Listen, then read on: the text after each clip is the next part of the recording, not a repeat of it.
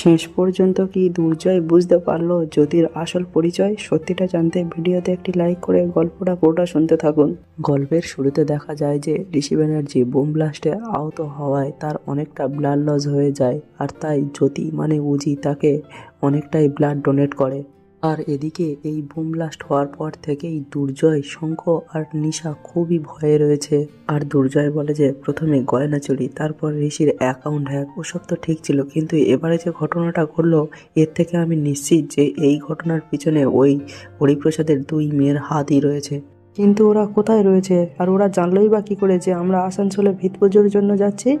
এই শঙ্খ, তুমি এক কাজ করো তো, তুমি না ওই আসানসোলেই চলে যাও, হরিপ্রসাদের বাড়ির আশেপাশে গিয়ে জিজ্ঞেস করো যে ওই মেয়ে দুটোর কোনো ছবি পাওয়া যায় কিনা। কারণ না কারোর কাছে তো ওই মেয়ে দুটোর ছবি থাকবেই। আর একবার যদি আমরা ওই মেয়ে দুটোর ছবি পেয়েছি না, তাহলে ওদেরকে ধরতে কিন্তু আমাদের বেশি সময় লাগবে না। আর এদিকে দেখা যায় যে ডাক্তারবাবু চেম্বার থেকে বার হওয়া মাত্রই বিভা দেবী তার কাছে ছুটে যায় আর গিয়ে বলে যে ডাক্তারবাবু, আমার ছেলে এখন কেমন আছে? আর তখন ডাক্তারবাবু বলে যে ভয় পাওয়ার কোনো কারণ নেই, he is out of danger. আর তখন বিভা দেবী বলে যে আপনাকে কি বলেছে ধন্যবাদ জানাবো?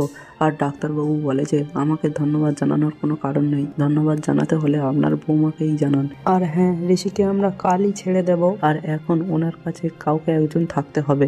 আর তখন দুর্জয় আর ঐশী সবাইকে বলে যে তোমরা বাড়ি চলে যাও, আমরা এখানে আছি, আমরা এদিকটা দেখে নিচ্ছি। তারপর সবাই সেখান থেকে চলে যায়। আর সঙ্গে সঙ্গে দুর্জয় ঐশীকে বলে যে আমার কিন্তু খুব ভয় করছে ঐশী, আমার শুধু এখন একটাই লক্ষ্য, এই ঘটনার পিছনে কে জড়িত আছে তাকেই ধরা। আর ঠিক তখনই জিৎবাসু পেছন বাড়ি থেকে এসে বলে যে ধরা তো তাকে পড়তেই হবে, তার পায়ে গুলি লেগেছে। আর তখন ঐশী বলে যে কি গুলি লেগেছে মানে, ধরা পড়েছে নাকি? জিৎবাসু বলে যে না, আপাতত এখন ধরা পড়েনি, কিন্তু বেশি দূর পালাতে পারবে না, ওর পায়ে গুলি লেগেছে, চারিদিকে অ্যালার্ট করে দেওয়া আছে, ধরা তো ওকে পড়তেই হবে। আচ্ছা, আপনারা আমাকে একটা কথা বলুন তো, আপনাদেরকে যারা ক্ষতি করতে চাইছে তারা কিন্তু এতদিন আপনাদেরকে শুধু আর্থিক দিক থেকেই ক্ষতি করছিল, কিন্তু আজ আপনাদের প্রাণে মারার চেষ্টা করেছে।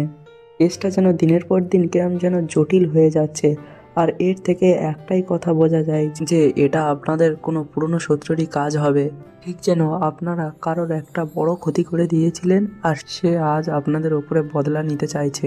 এটার মধ্যে কি সত্যি কথা লুকিয়ে রেখেছেন সব বার করুন আজকে, আমাকে সব কথা শুনতে হবে, আপনাদের পরিবারের সবার অতীতের কথা আমাকে জানতে হবে, না হলে এই কেস সলভ করা যাবে না।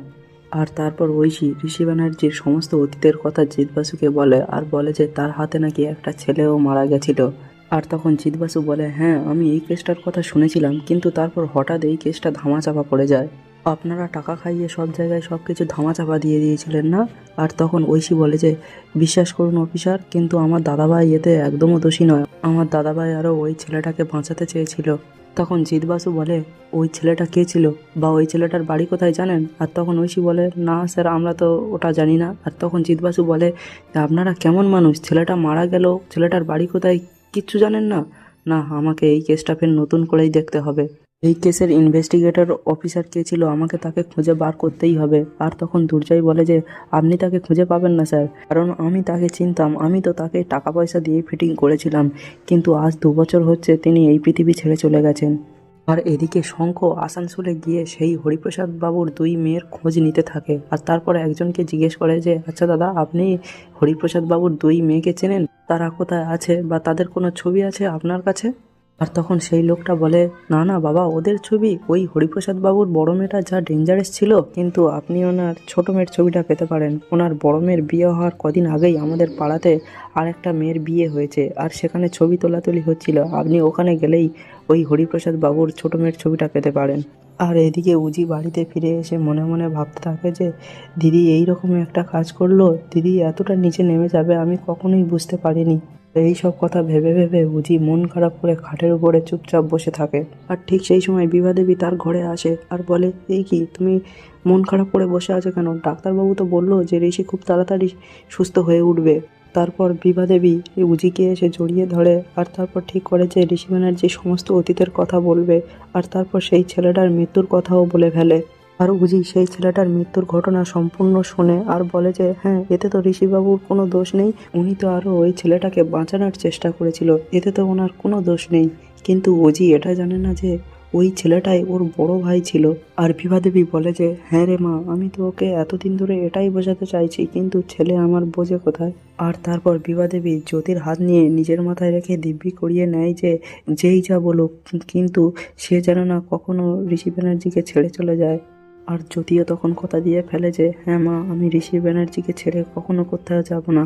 তারপর সে মনে মনে ভাবতে থাকে যে হে ভগবান, তুমি এ কোন বেড়াজালের মধ্যে আমাকে ফাঁসিয়ে দিচ্ছ। আমি কি সত্যিই সারা জীবন ঋষি ব্যানার্জির সাথে থাকতে পারবো?